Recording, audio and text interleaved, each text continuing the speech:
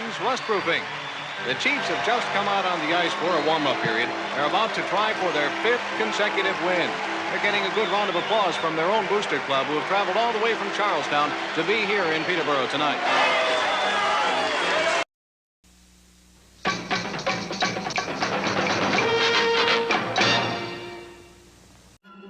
Stop doing those diet or workout fads to lose weight. Use the tried and true approach from Rockin' That Ideal Life that helps you find balance while enjoying food in moderation and nourishing your body. Try the Lean 30 program at rockinthatIdealLife.com and let today be your last first day of your weight loss journey.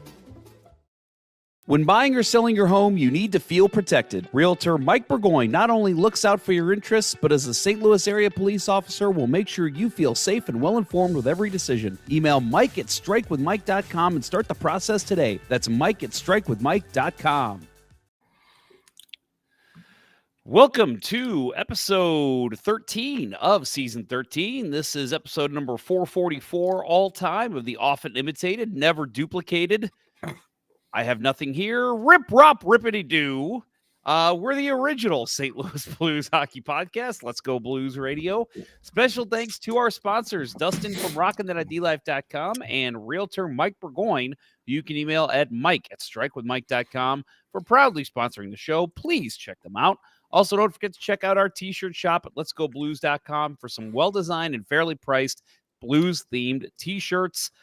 It is Thursday, January 4th, and we're streaming live on YouTube, Facebook, Twitter, and Instagram. If you're on Instagram, hi. Let's hope that worked. Oh, I have to go the other way. I'm reversing. You all right? Break you come here, and there we go. All right. Yep. Yeah, you can see us on Instagram. Yay. To interact with the show on social media, our handle on all social channels is LGB Radio. Just search for us and you'll find us. And if you haven't already done so, please like, follow, subscribe, ring the bell, buy a t-shirt from our shop, whisper sweet nothings into your lover's ear about your favorite beer. Let's Go Blues Radio show host drink. Again, this is all off the cuff. I apologize. Or do whatever you can do to help us out. I'm your host, Jeff Ponder, and I'm joined by Bill Day. Kurt Price is facing allegations, and producer Austin is in the middle of the rainforest. I don't know. I got nothing. The agenda for tonight includes the Blues' recent game, just recently ending. The Blues and the Canucks faced off in St. Louis. We'll also talk about the Blues All-Star Game selection that was announced, as well as anything else that comes to our minds. We have beer, of course. That is the most important. All that and more on this very special episode of Let's Go Blues Radio. We're a little out of sorts here. Some crazy shit has happened to both Kurt and I's children in the last, I'd say probably hour. I was supposed to be, I actually texted both these fellas and said, I might not be joining. My son's not feeling great. And then Kurt messages and says, and I hope he doesn't mind me saying this, I think my daughter broke her foot. I don't think I'm going to be able to make the show. And so I said, okay, we need to pivot. And so that's why Kurt is not here. I just gave my kid a bunch of whiskey and he is down for the count. So we're good there. But Bill, hopefully you didn't have any. Well, actually, you told me you did have some craziness with your dogs right before the show started. Yes, my kid issues. One dog bit the other dog and made him bleed his own blood. It was not pretty. So what a jackass. Yeah. You said it was all over like a bone or something? Yeah. We give him these pork skins to chew on and usually keeps them occupied, but tonight somehow the one finished before the other and decided he was going to steal and did not go well. So they don't share well, apparently. They don't.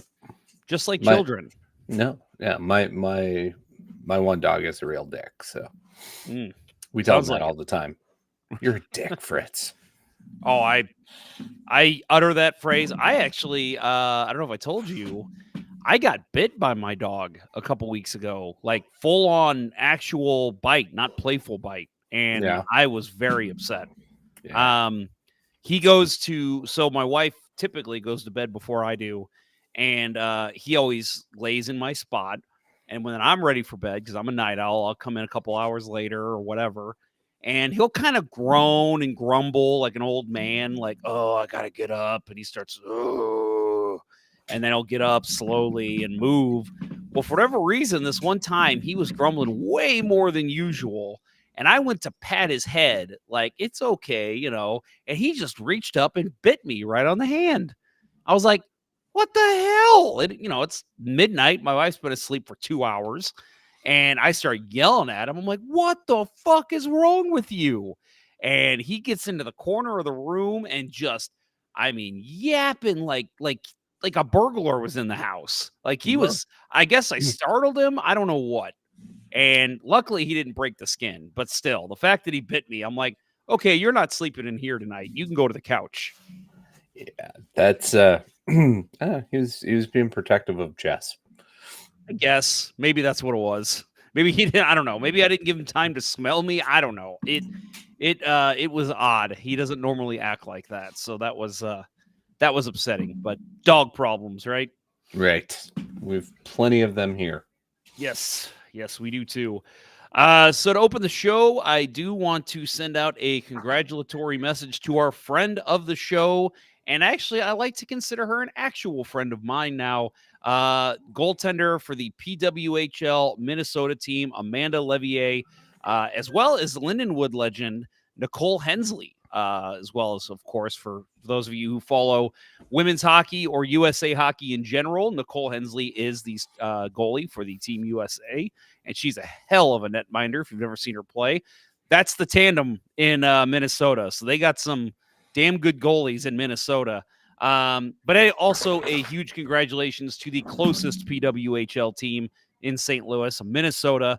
They won their first game in a victory against the Boston PWHL team 3-2. And as I said on social media, it doesn't matter what league it is, what sport it is. Anytime you beat Boston, you are going to get a kudos from me. So good job, ladies. Keep it rolling. Official beers of episode number 444.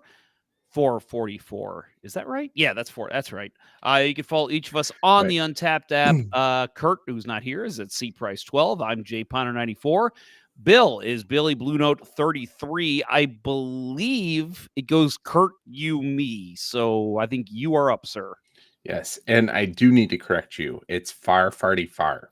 Far, farty, far. Why didn't I think of that? Good Lord. My bad, St. Louisan. You're not on top of it tonight. I am not. My mind did go to Brewer Pronger. I almost said that to open the show. Yeah, I went Bergevin Pronger. But, that's much better. Yeah. Of course, your two favorite players of all time. Yes. And your favorite GM of all time, Mark Bergevin. Oh, yeah.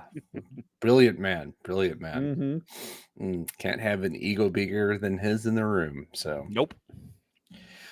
All right. So I'll go. My beer is The Darkness from Minnesota Brewery. Nice. Shout out to the Minnesota Faulk. Couple shout outs to Minnesota early on here tonight in the show. This is their Imperial Stout. This was the 2022. They did a bunch of variants. It's the Ginger Snap variant, and it is really, really tasty. It is a hell of a winter beer. I am enjoying it. I have not had one of those. Yeah, it's. I think I found Friar Tuck, either Friar Tuck or Total Wine.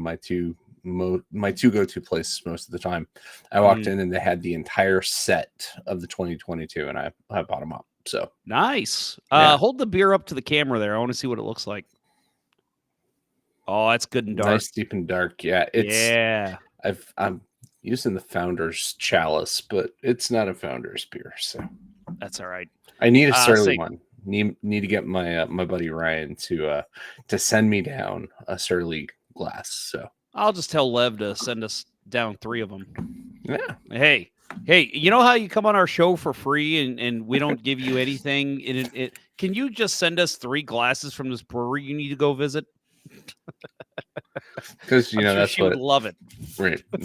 That's what professional athletes do, is spend their time in breweries. That's right. Yes, exactly. Yes. Let's hope not. So mine tonight is well, it's funny because I didn't even think about this. Your beer is from Minnesota. We mentioned the PWHL game, Minnesota and Boston. Mine's from Boston. Samuel Adams Cold Snap, white ale, one of my favorite winter beers.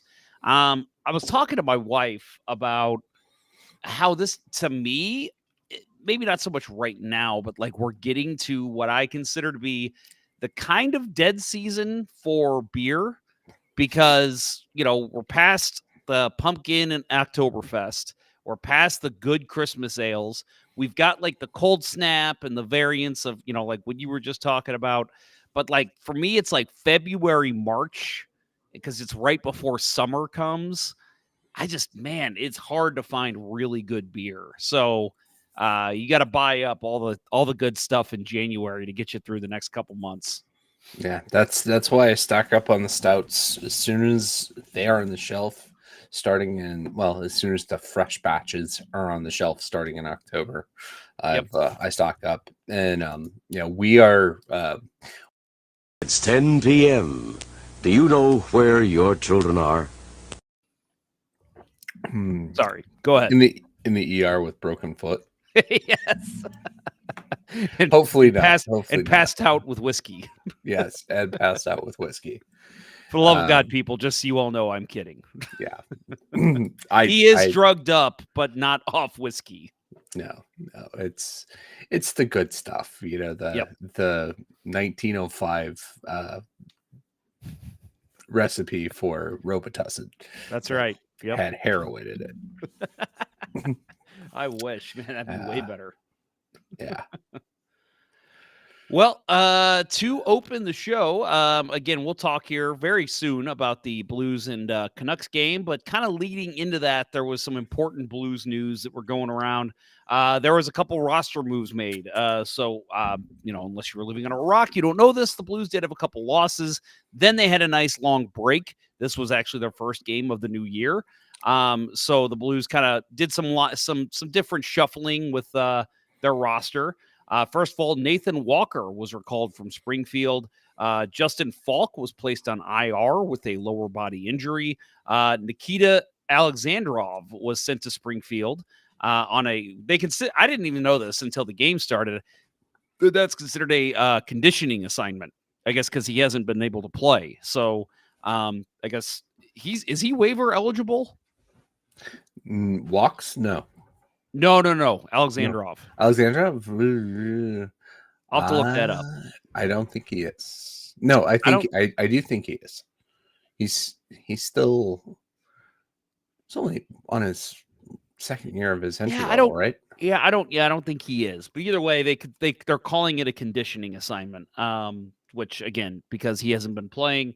And then kind of a surprise to see this so soon. Jakub Vrana was recalled from Springfield today. So he did not play tonight, but he is back on the 23-man NHL roster. Very interesting. Were you kind of surprised to see that as well? I thought he would have gotten a little more time down there. I mean, I was surprised that he was still in the organization. But I always thought that, he got on the wrong side of Berube coming into this year and wasn't getting a fair shake. And now that Berube's gone, I think give him one more shot, right? Unless they've already got something lined up for a deal where he doesn't have to go back through waivers when they make the trade. I give him another shot and see what he can do. And obviously, he goes down there and, 8 points in 7 games. He's doing something, he's still got something. Let's see what he can do back up here. I looked it up, and yes, you are correct. Alexandrov is still on his entry-level contract, so he does not have to pass through waivers. And if you look at Cap Friendly, it even says he is on a conditioning assignment, so that's why they had to clarify, I guess. But still, does not have to pass through waivers, so that is a good sign. And I'll also add Nathan Walker. They did talk about it if you were watching the broadcast tonight. I did not know this. He is leading Springfield with 29 points, 13 goals, 16 assists in 30 games this season, which is very impressive. Obviously, he was up here all year last year and was a call-up the year before that.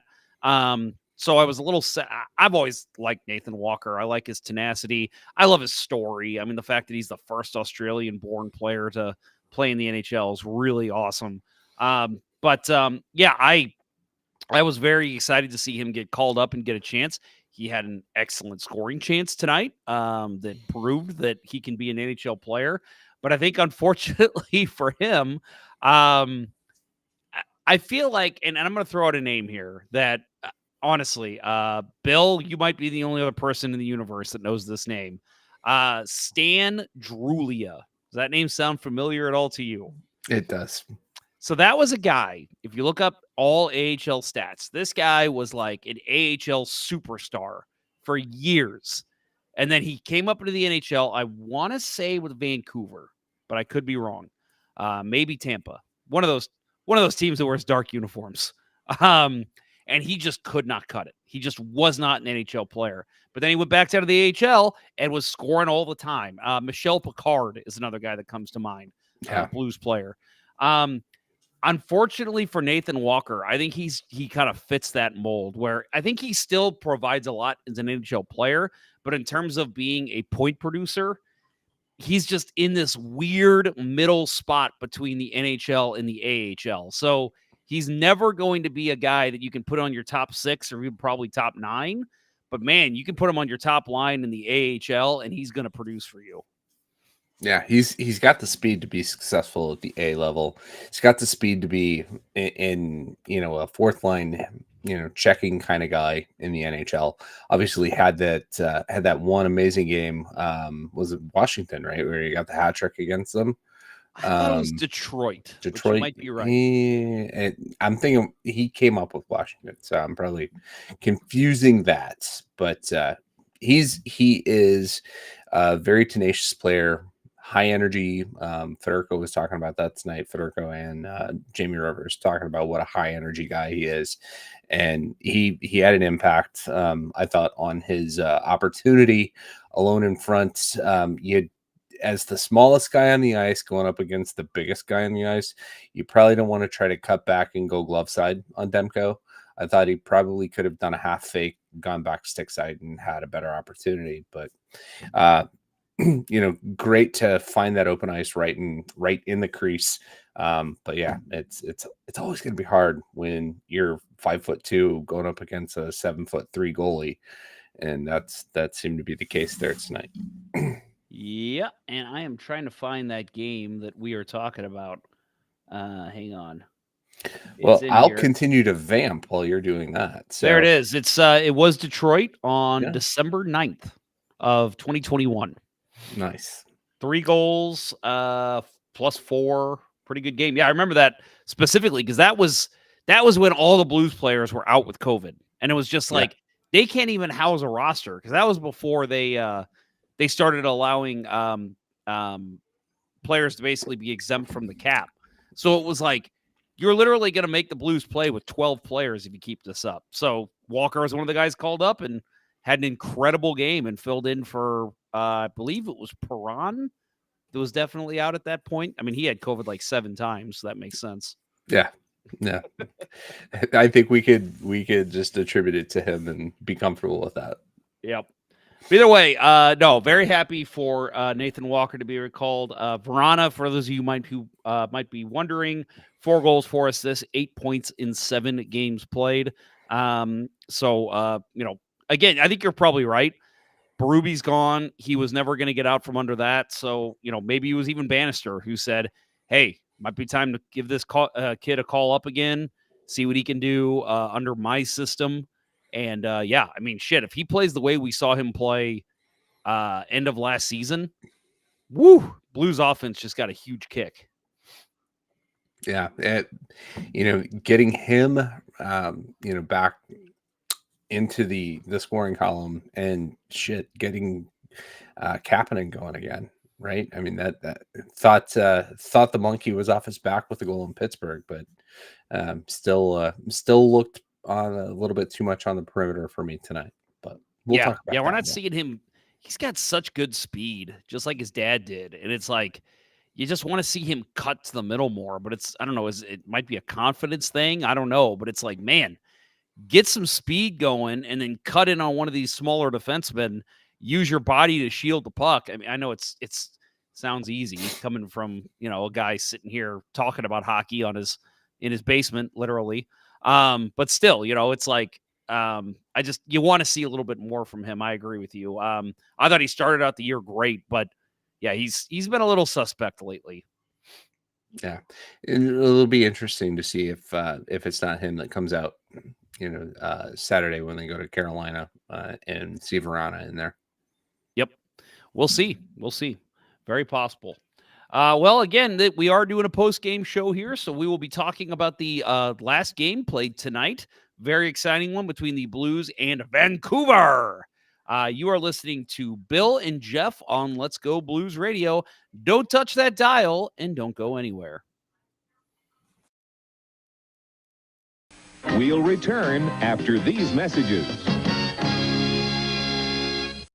We've all tried a diet or workout fad at one time or another, but it always ends the same, right? We either lose the weight and then get back to our routine, but then put the weight right back on, or it just simply never takes hold. It's time to move into a habit-based program that focuses on organization and simplicity. Rock and That Idea Life's Lean 30 lays it all out for you with the correct food to eat, how to meal prep, and even sprinkles in plenty of healthy recipes. With Lean 30, you'll get the full ID Life arsenal, including energy for that needed kick, a tasty Nourish shake for your needed fiber intake, Slim Plus to help control your cravings and provide a metabolic boost, Lean capsules help bust those sugar cravings, and IED Nutrition gives you the added punch you need that takes the guesswork out of what supplements to take. Join the many who are seeing success and make this your last first day on a new program. Visit rockandthatidealife.com to get started, and remember to email Dustin at rockandthatidealife@gmail.com for an extra 10% off exclusively for Let's Go Blues Radio listeners. Start your transformation to the confident, vibrant person you've always wanted to be with rockandthatidealife.com.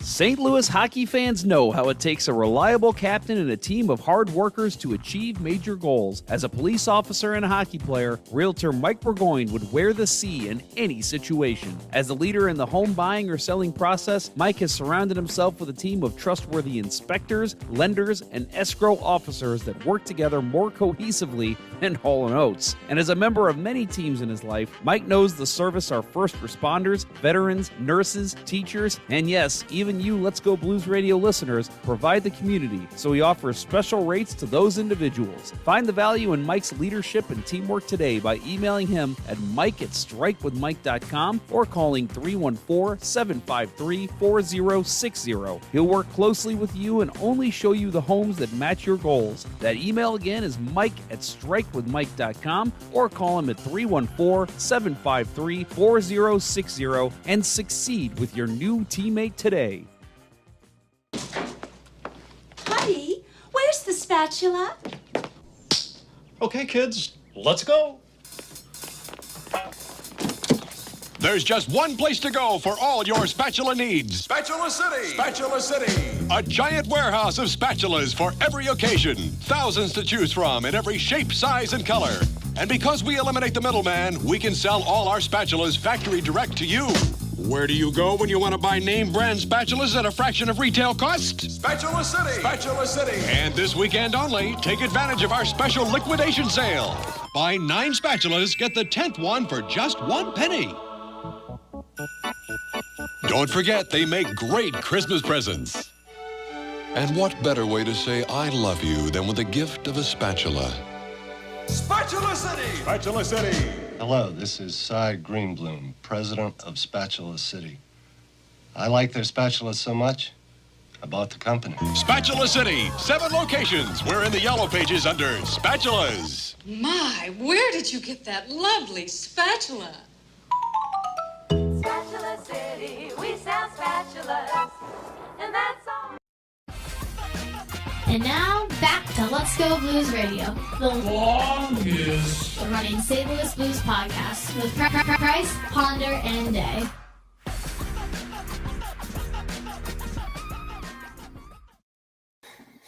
So getting some shit here from Hotard12 in the chat. Guy talking about speed when he can't even skate. Yes, that is correct, folks. I am coming back slowly to hockey. I've been out since September for some foot issues.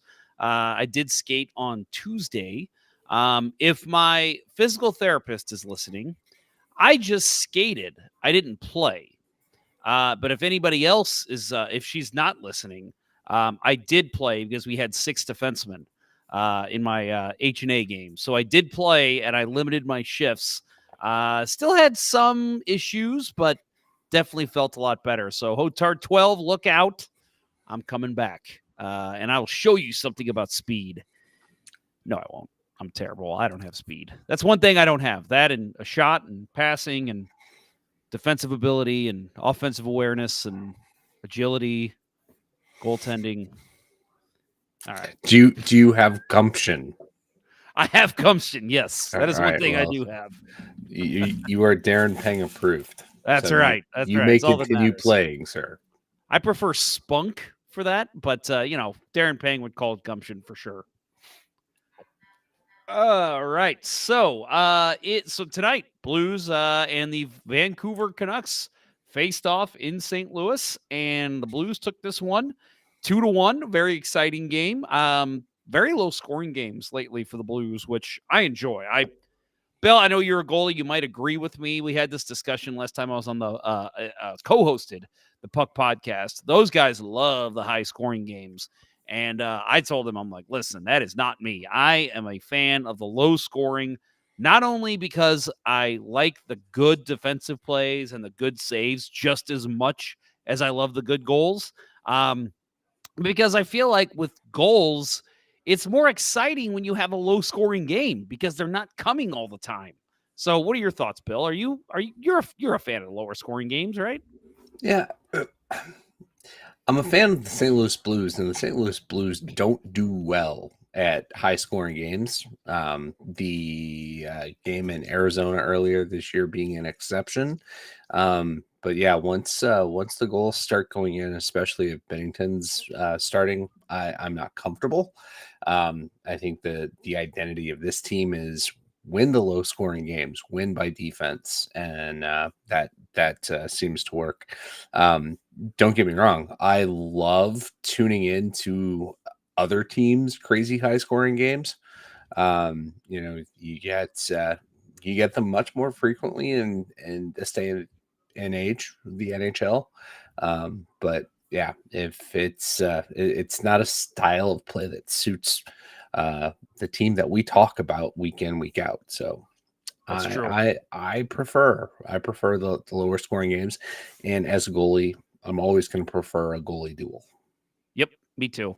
And I don't historically, and historically, let's say the last 20 years, I don't think high scoring games have ever benefited the Blues.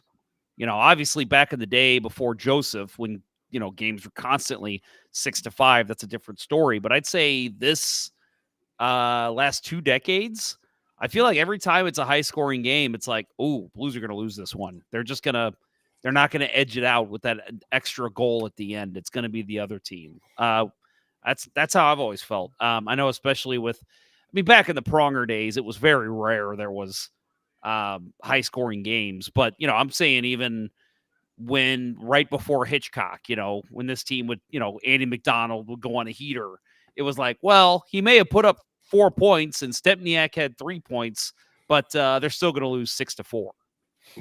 Right. Give up a goal with about 1:12 to go, and then give up an empty netter in the last 30 seconds. Yeah. Yep. Yeah. That was the team. Yep. So this game tonight, again, Blues win this one 2-1. Robert Thomas scored his 3rd straight game. So the Blues did give up the first goal very early, which we'll talk about, but they ended up rallying back and scored 2 goals, one in the second, one in the third. Shots in this game, Blues took the edge there, 32-26. Faceoffs were ridiculous. Blues 68.1% win. So obviously that is very bad for Vancouver. maybe a slight home team advantage with the scorekeeper making that call, but still. Both teams go 0-for on the power play. The Canucks were 0-for-1. Blues were 0-for-2. And, again, in this game, 25 saves for Jordan Binnington. So I do want to talk about this first goal as we open talking about this game. I thought the Blues looked very good in the first minute or so. I thought, man, they were really pressuring, maybe a minute and a half. I was like, they're pressuring the pucks down in their zone, in the Canucks' zone. And then I said this on Twitter, but I felt like it was the shit I'm dealing with NHL 24. As yes, I have tried to continue learning NHL 24, even though last week I said I wouldn't. It was like I pressure, 8, 9, 10 minutes, and then the other team skates down and scores a goal. And that's what happened here, right? Like it was like the Blues looked good. They had the pressure early, and then Vancouver skates down. Garland gets that pass and one times it right into the top of the net. Beautiful shot. Don't get me wrong. But it was like, oh, come on. And it, of course, it being the first shot, too. You're thinking, oh, don't let this be a repeat of the last time these two teams met. Right. And Connor Garland, Blues killer. Right. I think he got the contract in Vancouver for his, for everything he did against the Blues when he was in Arizona. So, yeah, cannot give that guy any kind of time or space in the slot. And it was bad coverage. I thought Kapanen got a little too low. Should have been cutting out the middle of the ice. And for whatever reason, he's more on top of the crease. And yeah, Garland found a quiet spot, as they call them. And just it's a great shot. Can't do it. And you mentioned his ability to be a Blues killer. I did have to look up the stats because I think we've talked about it on the show. It just feels like that guy, just for whatever reason, he's one of those like second, third line guys that just elevates his game against the Blues. I was surprised to see, really, I mean, still not bad numbers, but 5 goals, 6 assists in 18 games, so 11 points. If you would have asked me before I looked it up, I would have probably said point per game player, 18 points in 18 games, because that's how it feels.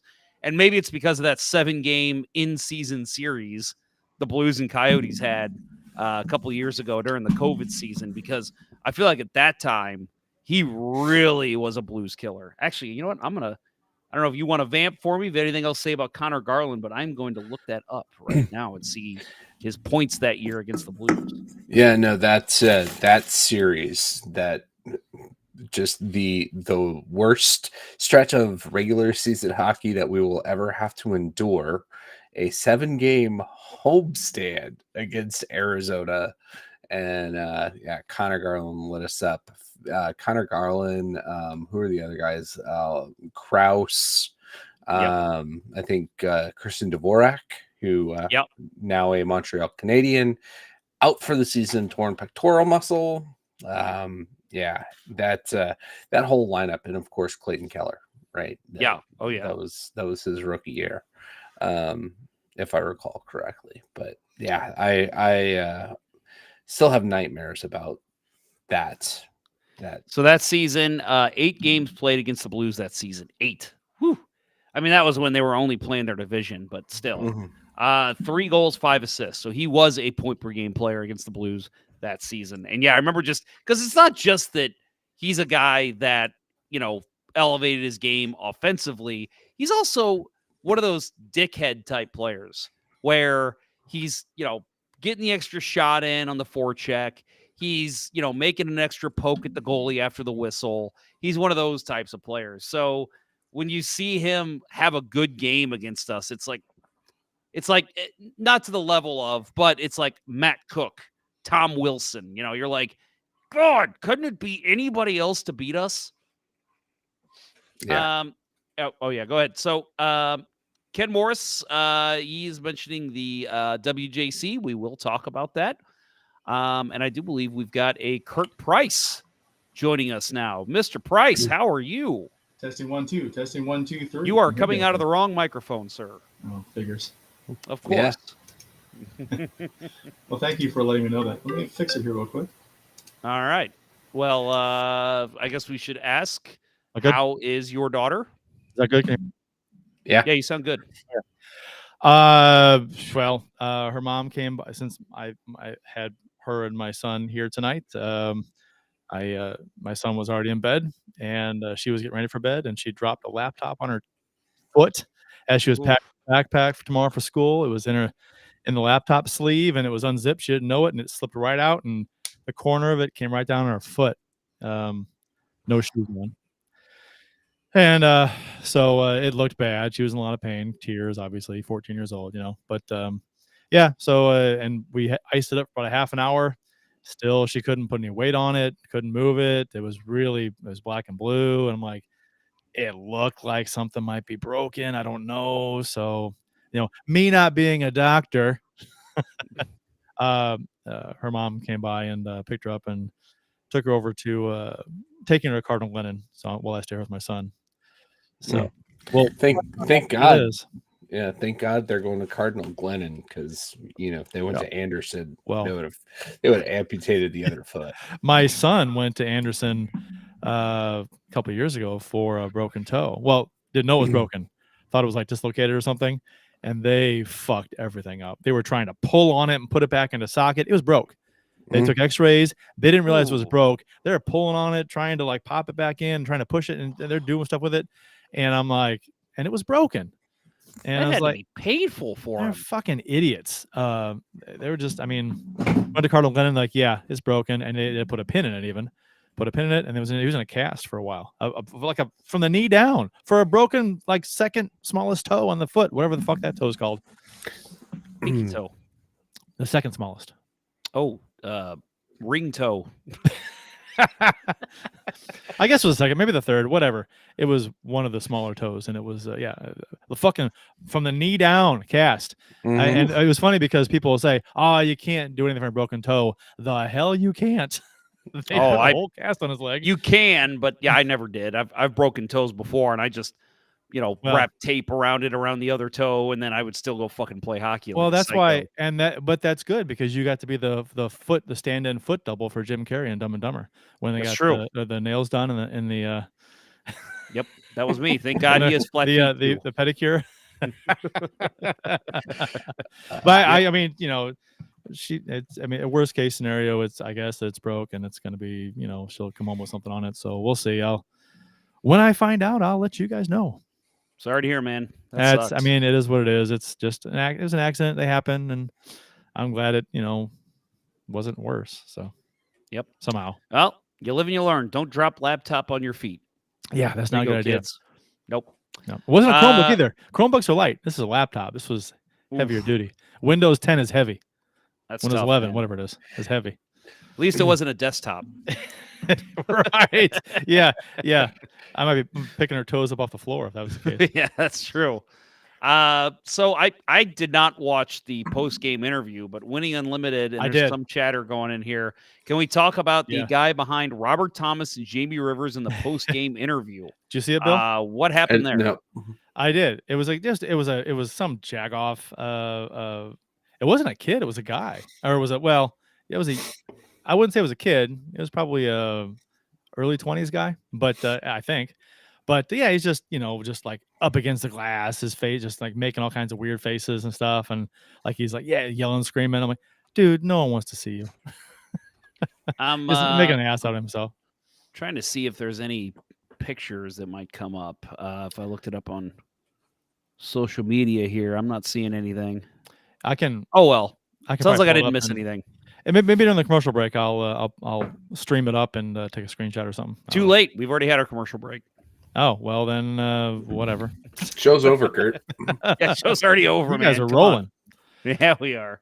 No, all we've talked about with the game tonight is that Connor Garland's. sucks. What's that? Yeah, Connor Garland's an asshole and he's a Blues killer for whatever reason. And yeah, that's all you've missed. We talked about the opening goal, and that is it. So overall, I thought. And again, kind of the theme, I think, with these last three games for me, I've actually really enjoyed the last three games, Colorado, Pittsburgh, and tonight. And tonight, luckily, the Blues came out on top. But again, low-scoring games. I thought the Blues played well for the most part. I thought the goaltending was really good. Overall, just great hockey, I think, recently from the Blues. Just unfortunate they're 1-2 in their last 3. I think the Blues have played the Blues have played good to really good hockey for what, 7 games in a row now or something like that. Yeah, they have the 3 or 4 Since game win Craig streak. Berube was rightfully fired, I have changed my mind. I'm just kidding. I mean, but they had the small win streak there, and then they lost a couple, and the 2 they lost, they played well in those games. There was no, it wasn't the same kind of up and down the Blues had during the season, because they'd play really well for a couple games, and then they'd play really shitty for a couple games and get blown out, the doors blown off by teams they shouldn't have even lost to. And I didn't really feel too bad about the losses, even though losses suck. But I thought they played pretty well in those games. I didn't have too much of a problem with their general play in those games. And tonight, the only problem I think I had with the Pittsburgh game was because it was almost like a mirror image of the game the night before against Colorado. Because it's like, son of a bitch, like, they played a good game. They've got to find a way to get around that and win those games. But it's just the luck of the draw sometimes. I think Tristan Jarry had a good night. And then, tonight, Thatcher Demko had a great night. But the Blues found a way to put 2 past him. Well, he shut the Blues out earlier this season. Yep. So, and I thought for a while he was going to do it again. He was halfway through the game almost, right? And he had shut the Blues down. Granted, with the help of Buchnevich missing a wide open net. Oh my God! What is up with him? He can't buy it. He's hits the crossbar. He's missing open nets, and he's fighting something right now. It's not like he's getting all these amazing chances either, but he had some chances tonight. But some of these games, he's like invisible around the net. He's just not getting anything done. Tonight got some chances, and was missing open nets. That one that he missed on the open net, I was just like, dude, that was there for the taking. No one on him. Like, he could have even corralled it and then put it in the net and still had time. Yeah, he tried to rush that too much, and I'm actually thankful that the one that where he wound up going to the penalty box on the play, terrible. I mean, Quinn Hughes is a small dude, and he's hunched over.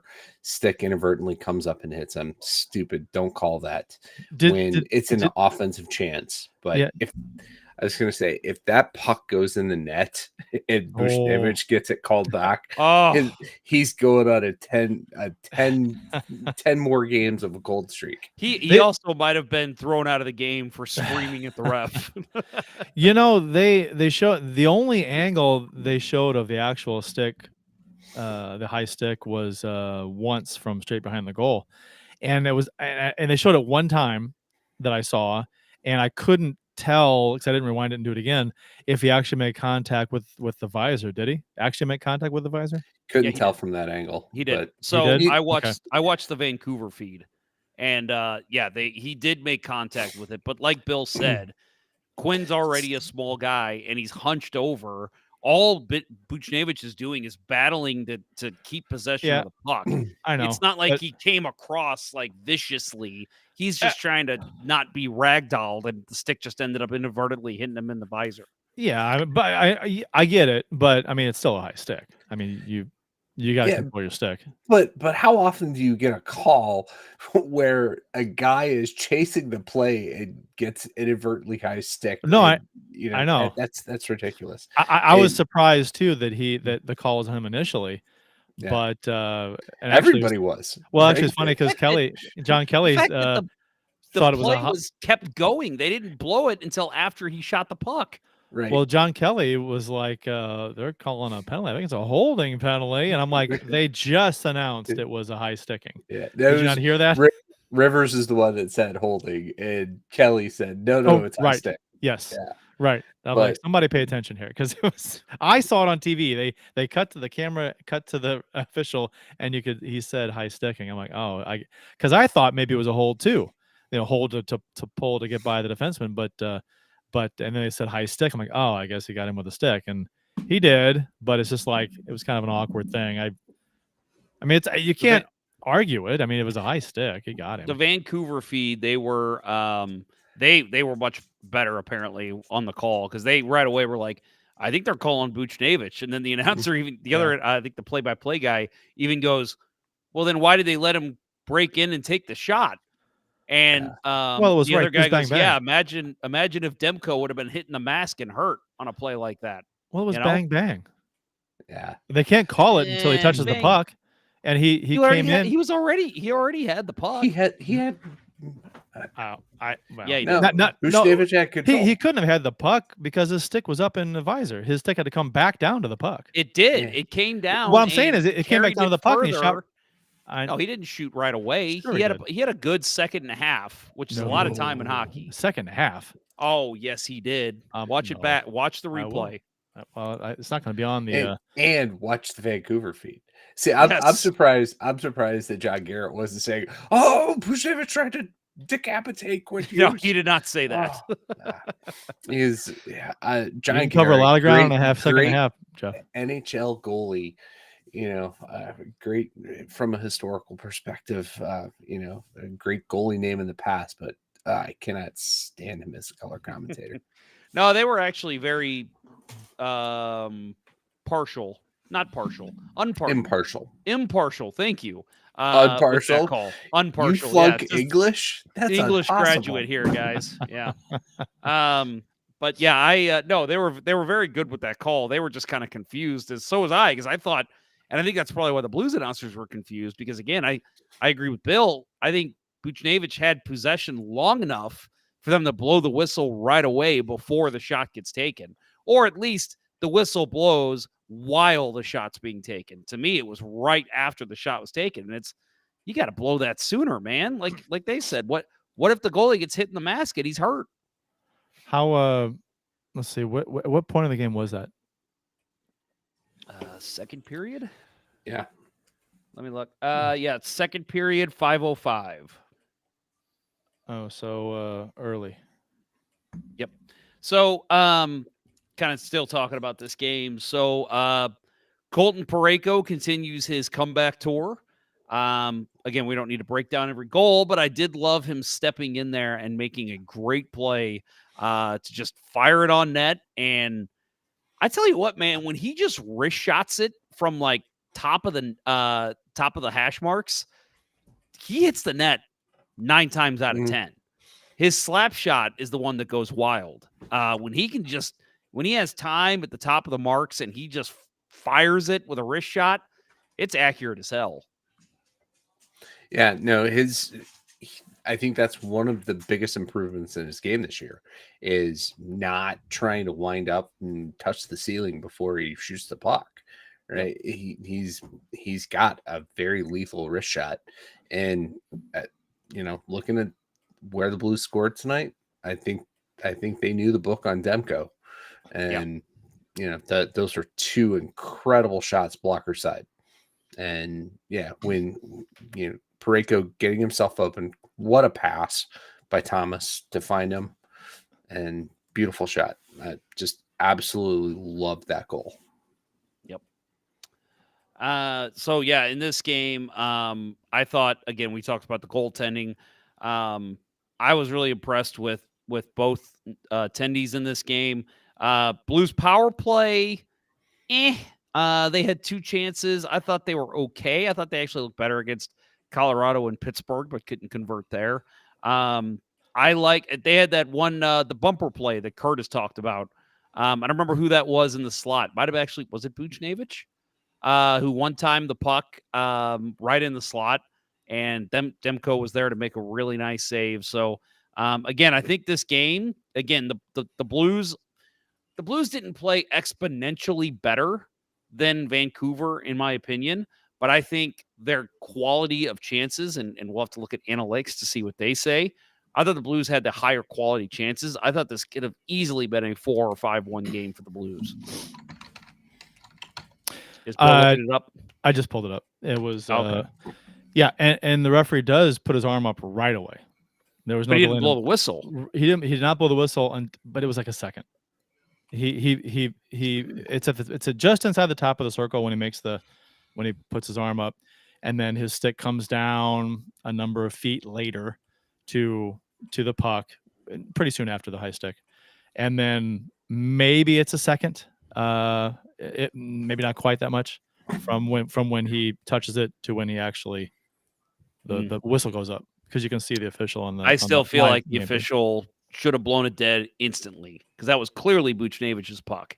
Even if he blows it dead instantly, I mean, Buchnevich has like maybe a second to stop. He's going to probably not stop. He's going to continue his stride and shot. So maybe I don't know. The official, I believe, was Dan O'Rourke.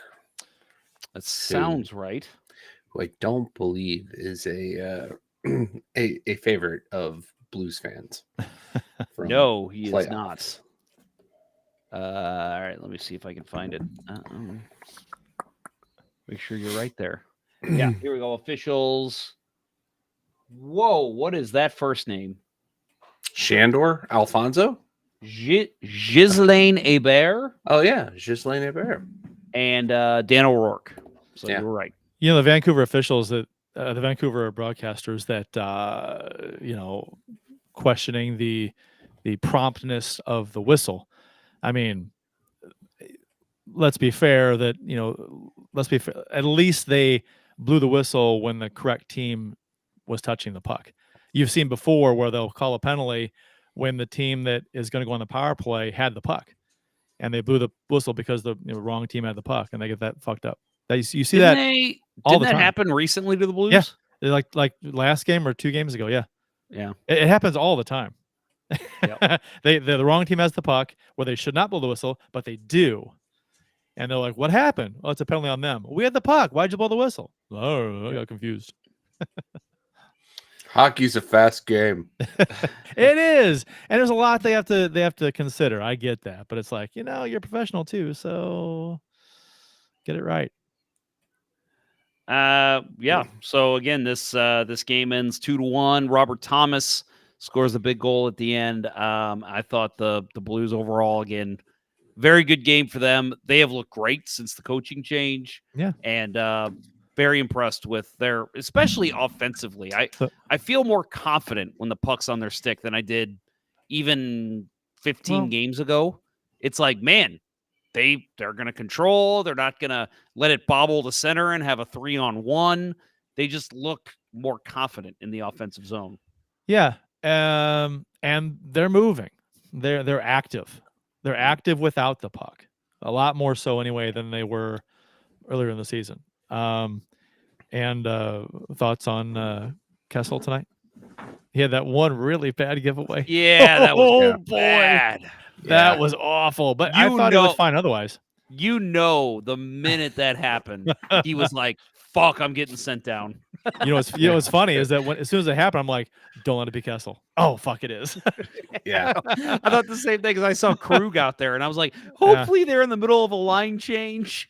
Speaking of Krug, he had a great game tonight. I mean, that 2-on-1 games. Yeah, that 2-on-1 that he took away, firing the puck on the power play. And Perunovich, that fantastic pass to Thomas on the game winner. Holy hell, that was, I don't think they raved enough about that pass. That was amazing. That was Thomas level elite passing right there from Perunovich. Yep. What's funny is that I actually thought that was Thomas passing to somebody else when the play happened, because I was like, Thomas is the only one on the team that can do that. Yeah. Nope. You know what? As Perunovich got that. As a forward who appreciated the prettiness of the top shelf goals, I love the fact that Thomas loves to go top shelf. That is so many of his goals are just pretty, because they're like, to me anyway, because they're like, he's hitting those corners. And whenever you see a goal, whether it's fake forehand backhand on breakaway top shelf, bar down like he did the other night, or it's ripping a shot, the upper glove, upper blocker, or whatever, you're hitting those spots. It's like, it's just fun to watch. Yep. Yeah, I actually really I've really enjoyed watching Robert Thomas this year.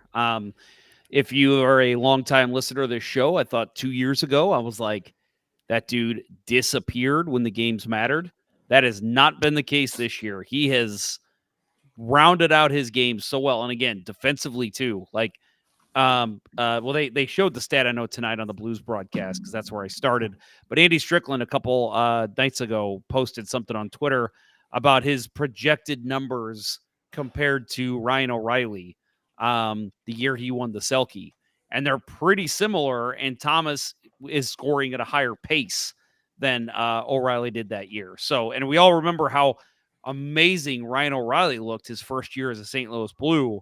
So basically seeing that Robert Thomas is outperforming him at this point is super impressive. Yeah. Thomas is really like, he is night and day different, right? He's the guy that is progressing at the pace that we hoped. And Kyrou, on the other hand, is he's lagging. I'll say he's lagging. This game stood out more so than some others recently for Kyrou as far as being unsatisfactory for him. He couldn't do jack shit tonight, and he was constantly fumbling, losing the puck, and even on the game winner, right? He fumbled that. He tried to drop the pass twice, and he fucked it up. He couldn't do it, and it was like, and I forgot who it was. Was it Krug? So I just said, "Give me Buchnevich. Buchnevich, give me that." Yeah, over to he literally. And it over looked to like Thomas. he fucking took it from him. Yeah, right. Yeah. Yep. I was like, "What are you doing, Dude?" I mean, I gotta say, man, I am amazed at how gifted he is and the shit we've seen him do, and even just his short time as a Blue, and not even mentioning his juniors and other career games. Man, his puck control is god awful. Mm-hmm. Yeah, it's crazy. Like he's degressed so much in that area. I don't degressed. Regress. God, I cannot talk tonight. It's been a rough night, folks. I'm sorry. We make up words on this show. We've done it before, and we'll do it again. Yeah. I don't think he is using his speed like he should. How many times we see him come into the zone with speed, and he might be, even with the defenseman who's trying to keep up with him. And I'm like, try and blow by him. Try and blow by him wide. Try and walk him wide. And he does. He stops, puts on the brakes, and waits for somebody else to come in the zone. I'm like, you've just lost your speed advantage. You stopped on your tracks. I'm like, I'm not saying do it every time, but try and just motor by people. He's got the wheels to do it. I mean, like Whitey Herzog for the Cardinals always used to say, speed doesn't go into a slump. So just skate. I mean, just move your ass. You're one of the fastest guys in the league. I mean, if you're struggling to put the puck in the net or stick handle in the congested areas, try and blow by somebody wide. Use your speed, use your legs. The thing that I'm annoyed about is when they show the metrics of like fastest players in this game, fastest players in the last 5 games for the Blues. His name's never there. Right. And I'm just like, it's his always name should be top every goddamn time. Kapanen's there, yeah. No, I think with Kyrou, and I noticed this on one shift in particular tonight, I think other teams are allowing him to get open at the top of the zones, at the top of the Blues zone, and then keying on him to cause turnovers. The Canucks did that twice in one shift at the end of the first period and almost cost the Blues. And he is so bad with the puck along the boards. I've said this over and over. They have got to send him this offseason if we don't, wind up unloading him at the deadline, but they have got to do something to get him better along the boards and, send him to some specialty school, Gary Roberts or somebody else, learn how to play with the puck along the boards and not be a turnover machine. I'm sorry, are you talking about Kapanen or Kyrou? Kyrou. Yeah, I agree. Yeah. I don't know what it is about it. Like, I think we've always kind of seen him be weak in the boards, and that's kind of not his strong suit. And also maybe even just any kind of puck battle at all, he usually does not come out on top. Am I wrong in saying that? And maybe it's just because his goal scoring isn't overshadowing it. Is it wrong in saying that? I think he's been worse. Like gotten worse. It's not just, oh, he's not scoring and he's also doing XYZ. It's that, man, he cannot hold on to the puck. If anyone tries to stick check him or body him, he's useless. He just loses the puck. Yeah, his dynamic abilities that he flashed often last season, even with his own zone play deficiencies last season. He was dynamically impressive in the offensive zone with his just like stick handling in a phone booth, Patrick Kane like kind of thing. He was just good with the puck.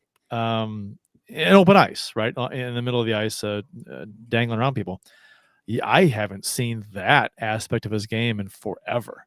No, in ever, Jim, in ever. Forever. I think that's a Family Guy reference. I don't remember. Yeah, I don't get it. It's very confusing, and so. On the flip side of that, and who would have thought we'd be saying this on January 4th, 2024, you know who is exciting to watch and is great at that kind of stuff and honestly could teach Kyrou some things?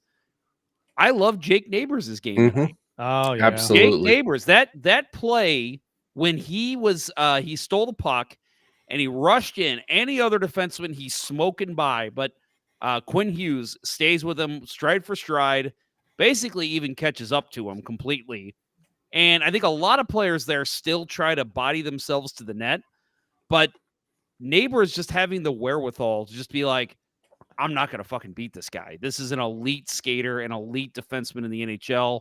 And he just, I think it was in the first period. Yeah. And he stops and holds up and waits for his teammates to create a play as opposed to, I'm just going to try and go for it. And if I beat him, I beat him.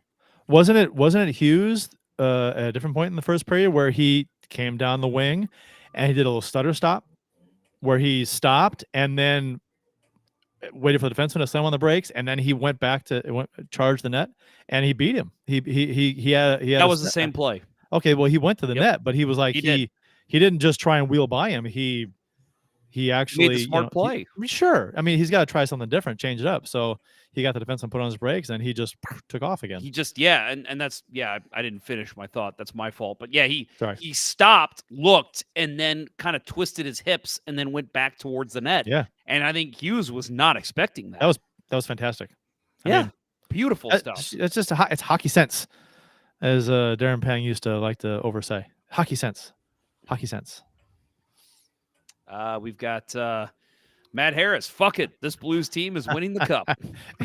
January 4th, right? January 4th. That's the magic day. We weren't even last in the league this year.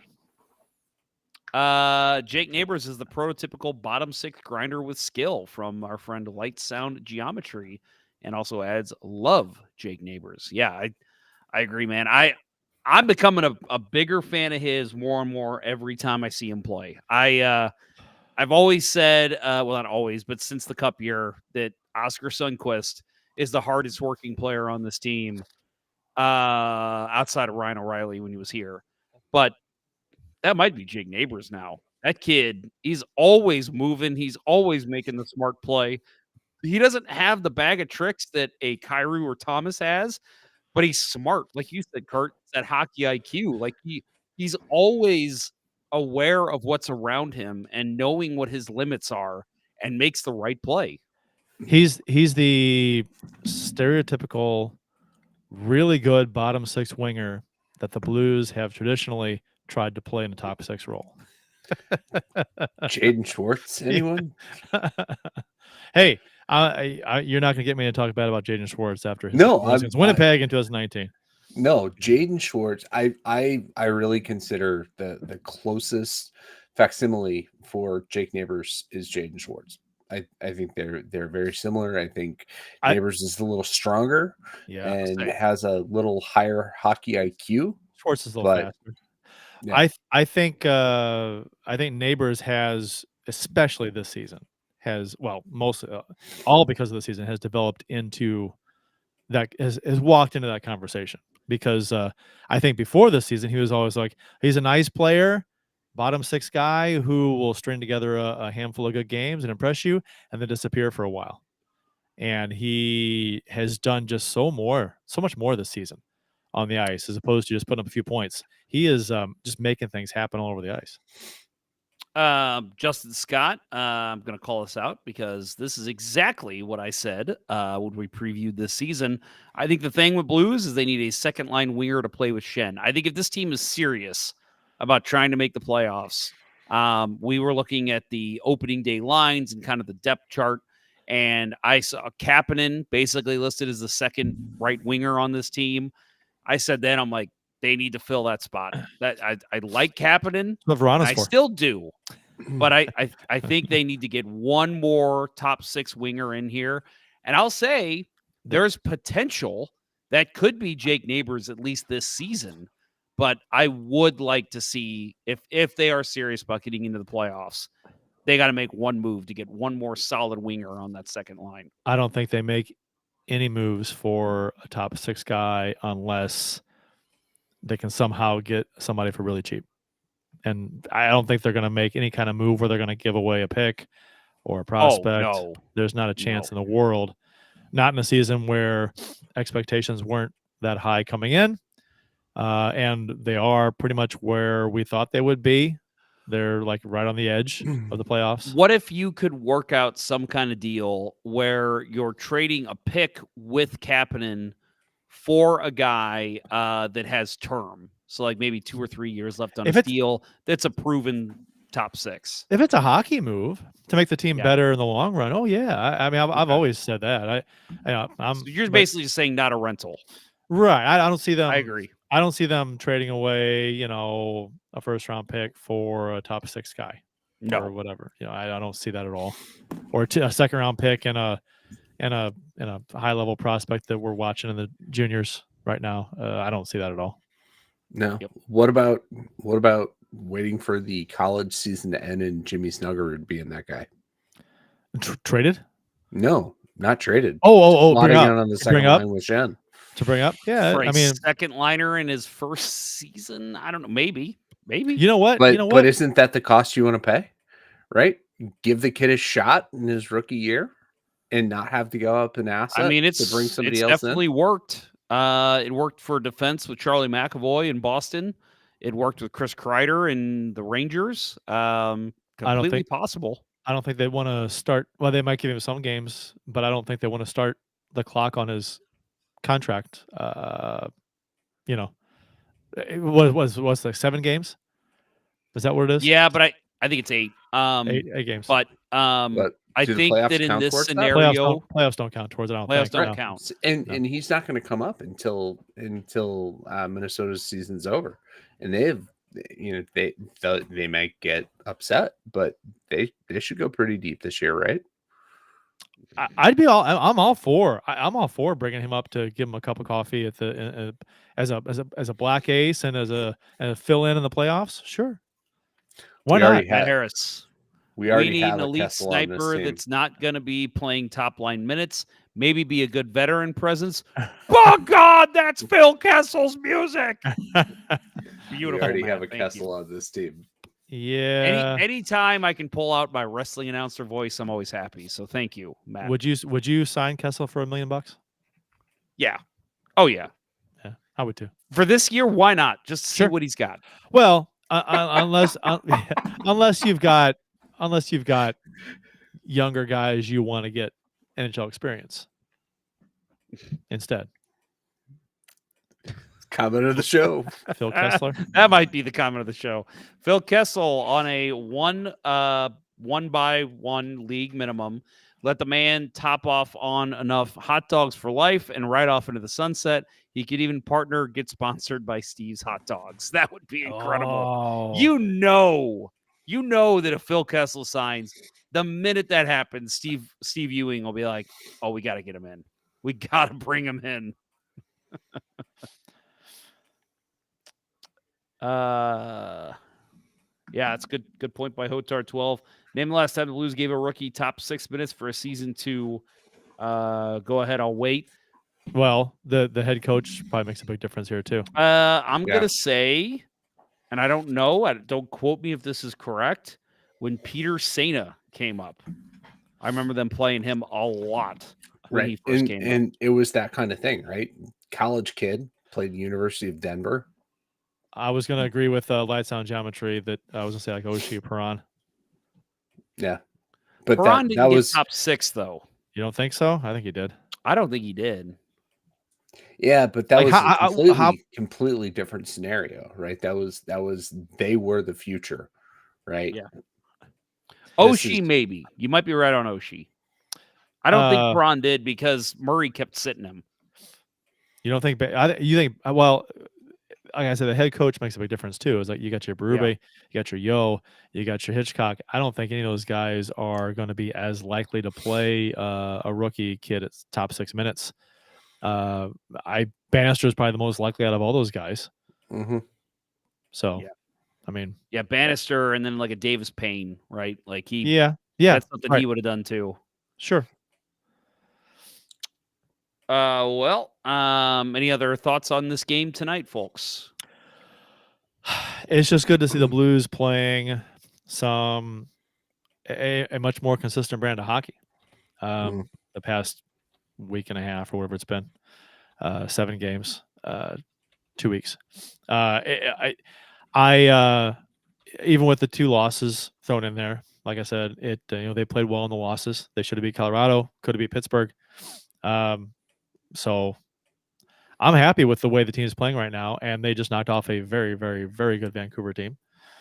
So, I mean, just to take it one game at a time, right? Let's do a little locker room post game talk. I'll take it one game at a time. But let's get back to the point where I was when we played Colorado, where I said if they win this game, then the conversation has to come to where they're going to say, "Oh, wow, is this team more than we thought they were?" Well, I'll say, because you kind of said this too when you made that comment, that you didn't even care really if they won, if they just played well and kept with the Avalanche, and they did. They did. And I think that kind of my thought on this whole thing is, I think this team is a team that, yes, they are not going to be your world beaters. They're not going to be the Montreal Canadiens making the Stanley Cup final out of nowhere. They're not going to be the Mighty Ducks of Anaheim with J.S. Jaguar going in and making the Stanley Cup final. That's not going to be them. But I think they are a team that will hang with the best of the best. They will always be right there with every team in this league. And again, you have that kind of mantra about your team, you could be a playoff team easily. Right. You don't think that Colorado, with Binnington in net and healthy and no Nazem Kadri to take him out isn't going to think, have second thoughts about facing the Blues in the first round, if that's, what it comes to this year. And with the way the Blues have played Colorado too this year. Yeah. Yeah. So for sure. Yeah. I'm not, you get in the playoffs, I'm never going to blanket statement any team by saying they can't do this. They can't do that. They won't do this. We've seen some pretty crazy shit in the playoffs. And, the Blues, if the Blues get in the playoffs and if they go on some kind of crazy run and make the Western Conference final, I'm not going to ever say, that was impossible, but it's like, yeah, of course it's unlikely. But, I learned a long time ago that, making the blanket statements is like, oof, that's just you say it and then you're going to get yelled at down the line for being wrong. Yeah. Eventually. Well, let's do a little quick check-in on the Blues prospects at the World Junior Championships. Blues prospects are looking pretty goddamn good. So first of all, let's just mention overall, USA and Sweden will play for the gold tomorrow. I believe is it 1:30 our time? Is that correct? I don't know. That's a good time though. If it is 12:30. 12:30. 12:30. Yeah. 12:30 Central Daylight Time for that game. I will be watching. What's really funny, Bill? Oh God damn it! I was very embarrassed. So I was watching the Sweden. Not sorry. No. It was the. It was a Sweden game. Yeah, I was watching the Sweden game today. Sweden and Czechia, and I had a work meeting, and so I had it on mute. I'm watching this TV. It's like right here in my view, And so I'm sitting there, and I'll admit, in the meeting, I'm not really watching it. I'm trying to pay attention to what we're talking about, but I want it in the background to see lead changes and stuff. And so then the meeting ends, and I send one of my higher ups in my company a message like, hey, good job with this. And he's like, oh, thanks. I didn't know if you were paying attention with the hockey game going on over your shoulder. And I was like, oh, shit. And I was like, what? And he's like, I could see it in the reflection of this guy right here. So apparently the game was strongly reflecting. And so he's like, yeah, I could tell that was the hockey game. And he goes, who's playing right now? And I was like, it's the World Junior Championships. And I'm sitting here like, God damn it. And he messages me back. Cause I mean, this guy is like super high up and he just goes, oh, I forgot about that. USA plays later, right? And I was like, you're a hockey fan? He's like, yeah, dude, I'm not judging you. I just thought it was funny that every time I'd look at you, I'm like, oh, that dude's sitting there watching hockey. Wow. Turn that damn brightness down on that screen. I know. That's what I said. I even said, I go, damn reflective picture frame. Just in your next meeting, you have a little towel hanging over that picture. Mm-hmm. So I can't. That's what I told him. I'm like, next time I'm hanging a jersey over that so you can't see. Yeah, I was on a work video call today, which I rarely do from home, and so I had to go to Blur before I had to explain who Colton Parayko was to a bunch of people in North Carolina. So he's the 5-tool player that you right. Would you? What was the Craig Button laughed at me over him. Yeah, Craig Button laughed at you. Yep. Bill Day's claim to fame. Got laughed at online by Craig Button. I don't know. I mean, this year Parayko is trying to redeem himself. So. Oh, he totally is. We'll see. Last couple of years were kind of rough, but I mean, everyone, he's gonna have a long career. And if he has an off, if his the 2 previous years are the worst we see of him, and he has straightened his game out, that's a great career. So Ken Morris says the game tomorrow is 2:30 Atlantic, so that would be 1:30 our time, right? Nope, they're 2 hours ahead of us. They are, Atlantic? Yeah. Atlantic is farther out than Eastern. That's right. Okay, yeah. I always forget he's there's basically in England. I was gonna say I always forget that he's like not Nova just Scotia? one time zone over, he's 2 over. Is that like Nova Scotia? Yeah, he is. Nova He's Scotia. Halifax. Yeah. Yep. Okay. Nova That's Scotia. right. No, you're right. Halifax So yeah, area. 12:30. So yeah, in this tournament, the three prospects for the Blues that are left: Jimmy Snuggerud, right now 5 goals, 2 assists in this tournament. Otto Stenberg, 4 goals and 5 assists. And Theo Lindstein, is it Lindstein or Lindstein? Lindstein, isn't it? I think it's Lindstein. Potato. 3 Not goals, here 7 anymore. assists. So all 3 of these guys that are left are playing some incredible hockey. Should also mention Alex Santeri Kasamaki for Finland, 2 goals, no assists. Dalibor Dvorsky, 3 goals, 3 assists. Juraj. These names. Uri. These names. These names look like the names in our credits. Yes, Pekarchik. You should put them as the names. Yeah. Pekarchik has 1 goal, 2 assists, and Jakub Stancil has 3 goals and 1 assist for Chechnya, including the goal that broke Ken Morris's heart. Yeah, included. That's true. Sorry, Ken. I'm sure that was very tough. But yeah, no, I've actually watched more of this tournament than I have in recent years. You also watched 8 hours of tape of Jimmy Snuggerud too, didn't you? I've probably watched about 8 hours of Jimmy Snuggerud in this tournament, right? No. I'm just highlights of him. 8 hours. Oh yeah, just the highlights. Yes, right. Yes, that's what you do. That doesn't include when he's not on the ice. I forgot. You look at that. 8 hours of coverage of every prospect. No, I have probably watched a good 15 hours of this tournament. So I've watched 5 bits and games pieces here and there. I keep forgetting to turn on. Yeah, I will put tomorrow's the gold medal game on for sure. And I think I have to read Matt Harris's latest post as Lindstein, as you know, it's Frankenstein. Frankenstein. Oh, doctor. Yes. Any Mel Brooks reference we can get in. Oh, I'm fine with it. That's a great one too. All right. So we have got, let's see, a couple other comments. Matt Harris, Snuggie is going to be a stud. Looks so much like DP57 to me. I've heard a couple people call him Snuggie now. And I'm like, man, they got to hand out Snuggies with this face on it when he's like a superstar, right? That's the bobblehead, right? Him and a Snuggie. Yeah. It's gonna be. That's going to happen. It's going to have to happen. Matt Harris also adds, I will be sailing the high seas for the gold medal game. Awesome game by USA Today. Ended by a couple cruddy calls. That's been the whole fucking tournament. I was actually very pissed off. I don't know if either of you watched the Sweden-Switzerland game. That had makings of Sweden and Belarus from the 2004 Olympics. Are you going to talk about the spear? There's a couple things in that game, okay, especially late, where they started calling Switzerland on everything and let Sweden get away with murder. And I'm just like, Jesus Christ, because it was 2-2 late, and it was a hell of a hockey game. Sweden was dominating, but Switzerland was just hanging with them.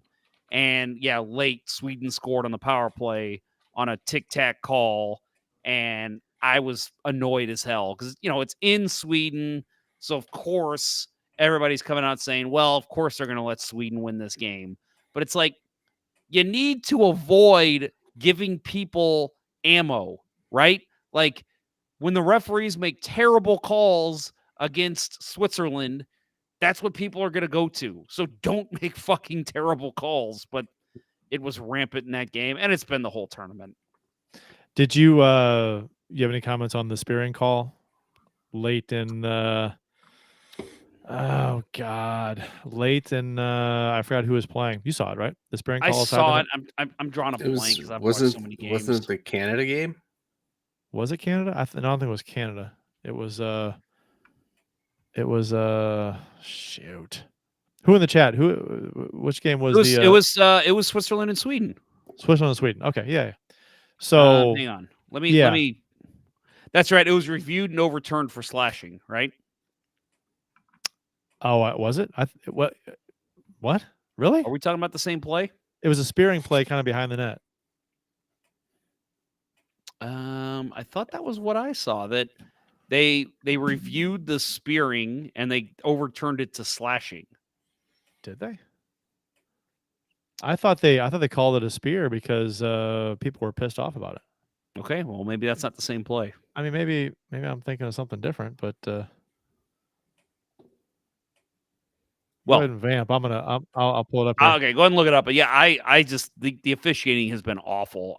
They made a terrible call, like Matt Harris said, against Finland today, late in the game, and then they basically, you knew that a makeup call was coming, and I think even EJ Radick said it on the telecast that that the coaching staff for Team USA was like, don't do anything because they are going to call it as a makeup call.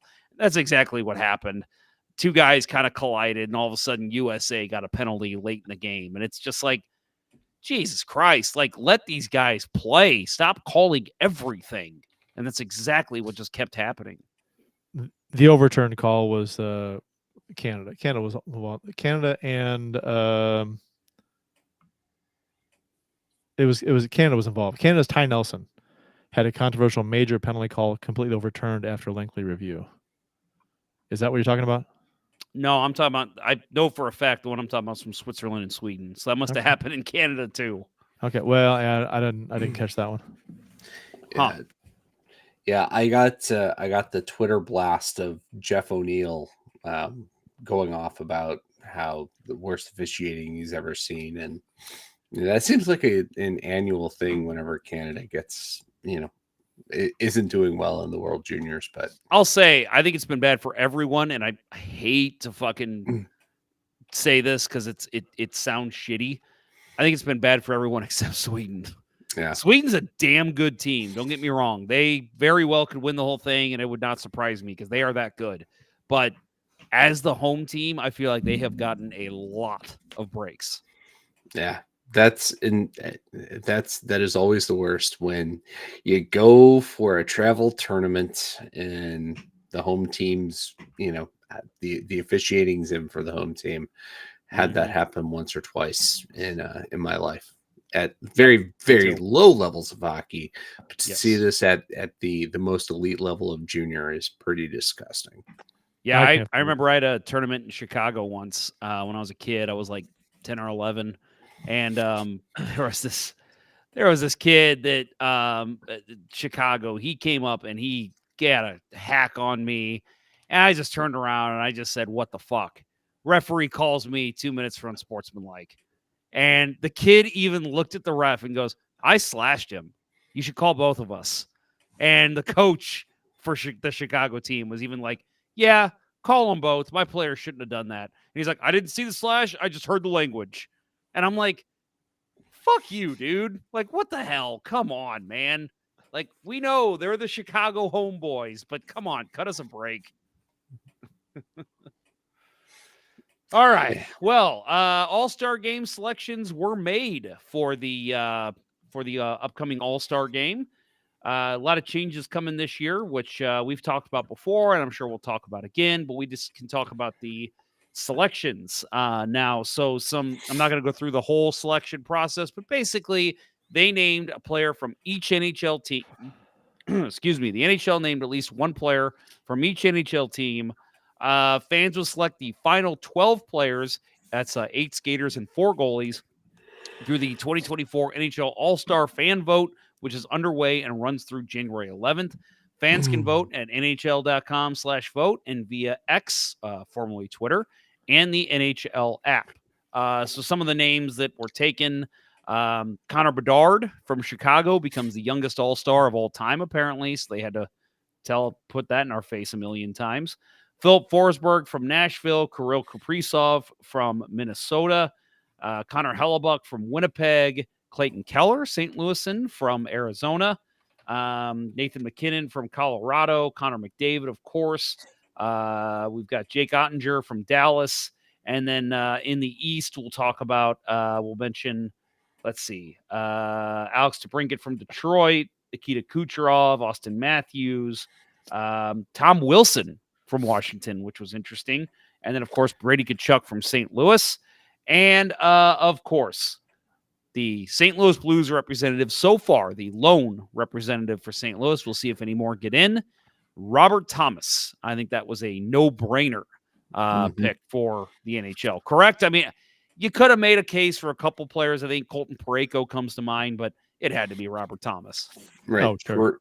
Parayko's the only other guy that should get any consideration for it. But yeah, Thomas, 100%. You know, how many comments do we have earlier in the show? Most underrated player in the NHL at this point. I think I can support that. He's had such an amazing year, and I think if we go back to our season preview show and when we said who the most valuable player, I was the only one that said Robert Thomas. You guys are like, oh yeah. So I feel justified. Go back and listen. I'm not saying you're wrong. I don't remember what I said. I probably said Tyler Tucker, right? Oh yeah, because he had one goal after the first game. Like he was the leading scorer after game 1. Exactly. I was excited to see him get the nod. I think, again, most deserving player. Again, I think if it would have been anyone else, it would have been a snub instantly from the NHL. I don't get why, and I understand you got to represent every team. That's fine. I have no problem with that. I don't get why the NHL had to pick, and I've said this, I think, every year. Why did they have to pick the first representative from every team? Let the fucking fans vote on everyone. And if there's one team, let's say Arizona, that doesn't make the top, whatever it is, 62 players or however many it is that make it, then you just say, okay, last player that's on there, there's 2 representatives from that team. We'll pull him out and put in Clayton Keller. Like, I don't get why the NHL is getting involved in this at all. This is supposed to be for the fans, right? Let the fans vote in everyone. Yeah, let them let them whichever player from each team gets the most votes. No, I thought They're going Eric first. Curry should have been selected for San Jose, most valuable player there, right? Who's that? Friend of the show, Eric Curry. Oh, of course. That would have been great. Right, but they're setting Let Thomas him Hertel. commentate. I think Thomas Hertel's still alive, so he qualified. Still alive. You know, Bedard has been good for Chicago, but let's be honest, it's probably not difficult to make the All-Star game on Chicago. No, right. If you're Bedard, he's clearly their best player. I would have selected Corey Perry, but you know. Oh. No, So I have not looked. I haven't looked at the ballot yet, but Matt Harris says there's online like 2D in all of the All-Star game this year. I don't think Parayko makes the cut. Way improved, but nah. Yeah, I was annoyed by that last year. There was only like 3 defensemen in the whole All-Star game. Like, come on. Like, at least make it fair for defensemen.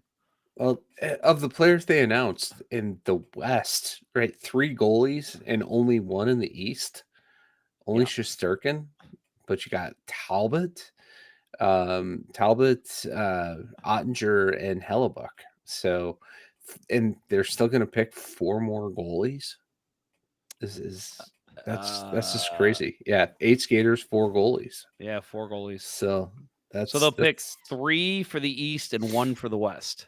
Yeah, that's hey, great. Let's have as many goalies be all-stars as possible. I'm all for that. I'm telling you what, they need to have a goalie game. Just have all the goalies out there play a game, and let's see what happens. 32 teams, right? Split it down. Well, it wouldn't be split down well, I guess you could split it down the middle and literally bring every goalie, every starting goalie in the NHL. Bring them in, let them play a goalie game. I think that would be so much fun to watch. Yeah, and do it one year. We're trying to run every gimmick right in the NHL, so let's do that. That's got to happen one year. I think that'd be great. Full on goalie game. Yeah, and literally, why not? Give me this too. Go by the metrics. Look at who the slowest players in the NHL are. Bring those guys in for a game. Let's watch a slow ass fucking hockey game. Tyler Tucker. We're going to put you at starting center. Like, that would be incredible. John Scott? Whoever scores the first goal of the season for your team is your all-star designee. That's sound logic. And get some celebrities in there with them. Get Cuba Gooding Jr. out there facing off against Connor McDavid and Ryan Reynolds versus Robert Thomas. Like, let's see this. Come on. I think if you want to make it a fucking sideshow, make it a fucking sideshow. Does Ryan Reynolds play hockey? I think so. He did in Just Friends. Well, Greg Kinnear played a hockey player. And what was that? The movie where the conjoined twins? Stuck to you. Right. Stuck to you? Yeah. Stuck with Greg you. Kinnear and who else was it?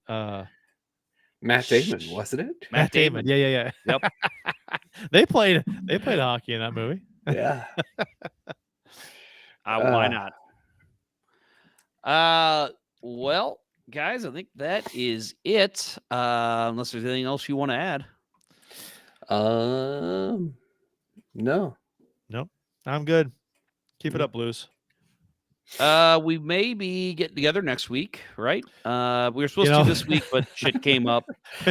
Fit hits the Shan this house a few days in a row. So yeah, and hopefully next week is a little less active around this house. So I'm going to warn the person behind the scenes here that I am going to bring him on camera because he is actually here. So we should mention it.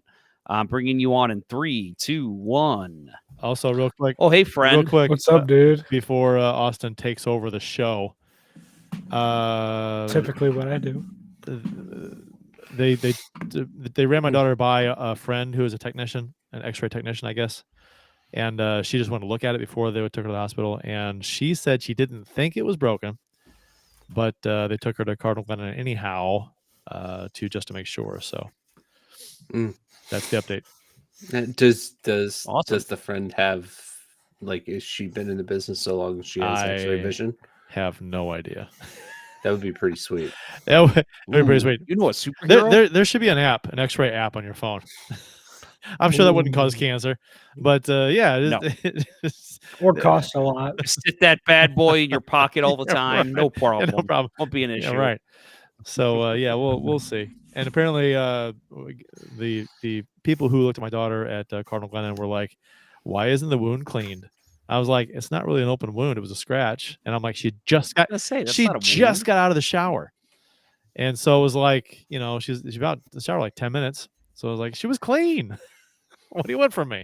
You're gonna have social services at your door in the morning. Jesus, just fucking just do the goddamn X-ray and let me know if it's broken or not, please. Look at Austin rocking the stash. How about that? Wow, looks good, doesn't it? Did you move to Cahokia? No.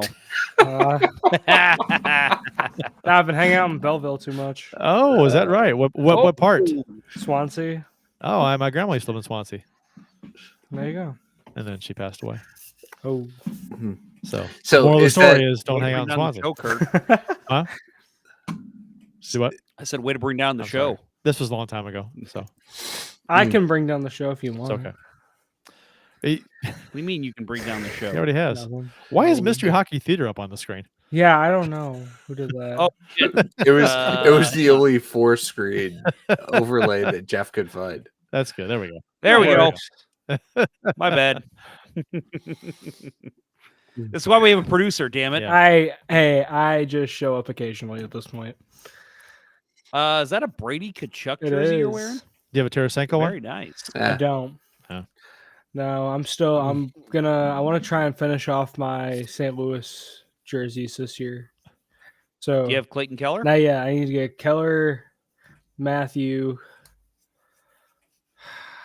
Is that it? You should go old school too. Get some get a Paul Stastny. Could do that. Paul Pat LaFontaine. Yeah. Pat Here's LaFontaine. a name for you. Get a Landon Wilson. Yeah. Landon Wilson. Paul, I think it was Paul Ranheim was the guy before him. He was also born in St. Louis and immediately whisked away. Right. Like LaFontaine. Yeah. Yeah. Didn't LaFontaine move when he was like 6 months old or something?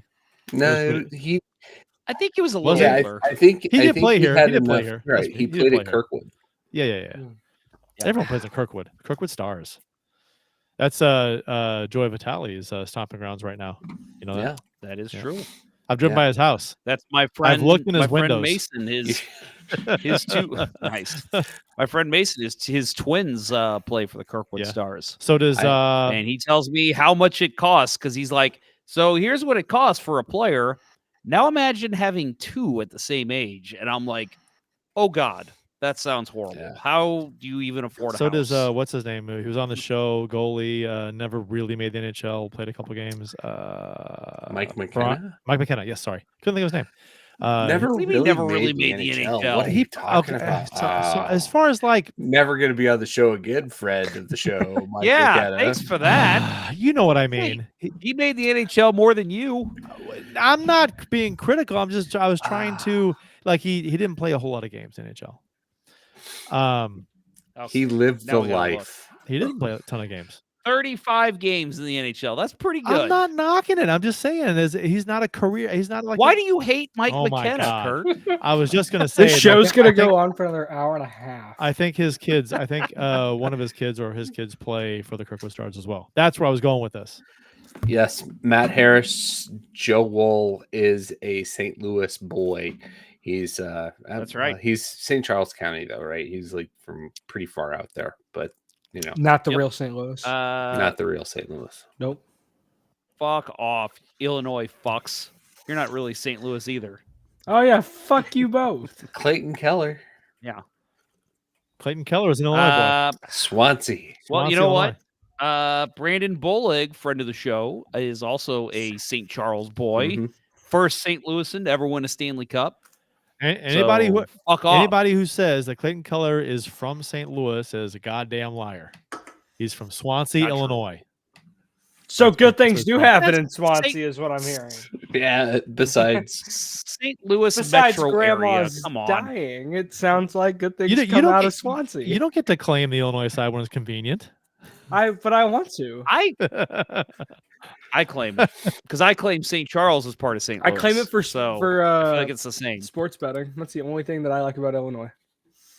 Yeah, I have to cross The only thing? I have to go across the bridge to do my sports betting. Yeah.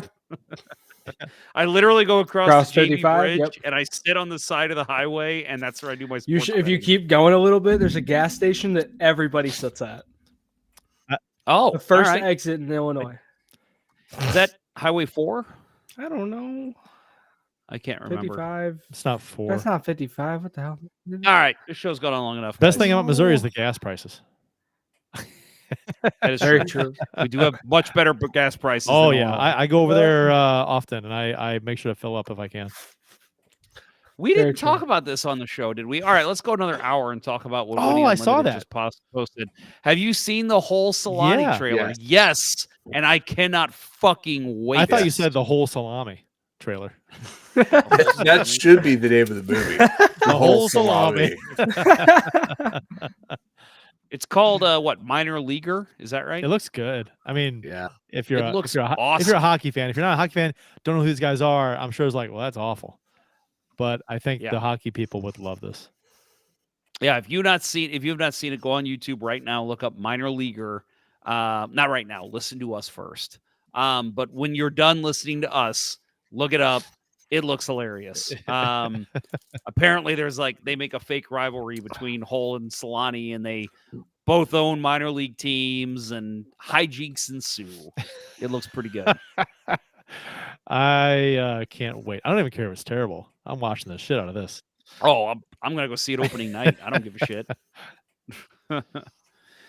All right. I think that'll do it for the show, guys. Anything else to add? Love to be in here. Well, it's good having you Good here. to have you, Austin. Thank you. The line is Welcome happy back to be to the here. role. Hope I can help the team. There, I shared the link to the trailer in the chat. There you go. Awesome. Austin, I'll just go ahead and tell you, I will handle closing so that way we don't both do it. Hands so I'll off. keep you on screen to end. Yeah.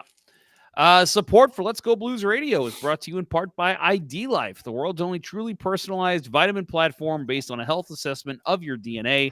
Visit rocketnetidlife.com for more information. That's rocketnetidlife.com, and get 10% off by emailing Dustin at rocketnetidlife@gmail.com and tell him Let's Go Blues Radio sent you. And by Mike Burgoyne from Real Brokerage Realty. Email him at mike@strikewithmike.com today for all of your home buying and selling needs. That's mike@strikewithmike.com. That will wrap up episode 13 of season 13 of the original St. Louis Blues hockey podcast, Let's Go Blues Radio. Thanks for listening, and thanks to those who participated in YouTube and Facebook live chats during the show. We hope you enjoyed it as much as we enjoyed bringing it to you. For Bill Day, Kurt Price, and yes, the producer Austin, who is here. Acquaintance. I'm Jeff Ponder, and this was Let's Go Blues Radio. Until next time, everyone, let's go Blues. We never did what's up next for the Blues, so let's just say that real quick. Thursday versus Vancouver. They played that game, God damn it. Saturday at Carolina, 7:00 Tuesday versus the Florida Panthers. Beat the Hurricanes, beat the Panthers. I'm done. Let's go Blues. Austin. MIZ. Oh, Jesus Christ. ZOU. Let's go Blues. Let's go Illinois. Fuck Illinois.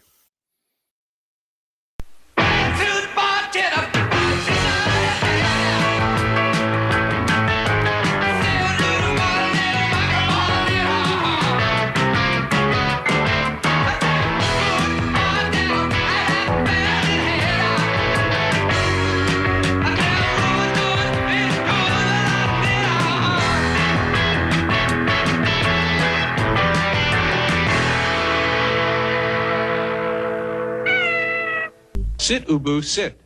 Good dog.